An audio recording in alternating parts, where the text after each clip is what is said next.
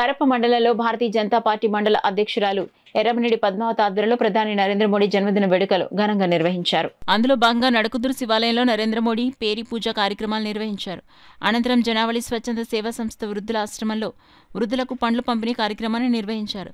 BJP state council సభ్యులు పుట్ట వీరప్రసాద్ గాంధీ సారథ్యంలో పార్టీ నాయకులు వృద్ధులకు పంపిణీ చేశారు. ఈ సందర్భంగా పుట్ట వీరప్రసాద్ గాంధీ మాట్లాడుతూ నరేంద్ర మోడీ జన్మదినం సందర్భంగా దేశవ్యాప్తంగా 15 రోజుల పాటు సేవా కార్యక్రమం నిర్వహిస్తున్నట్లు వెల్లడించారు.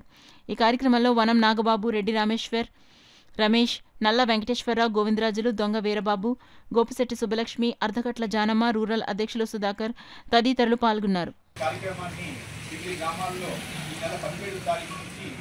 అక్టోబర్ 2వ తారీఖు కూడా సేవా కార్యక్రమాలు నిర్వహించడం జరుగుతుంది.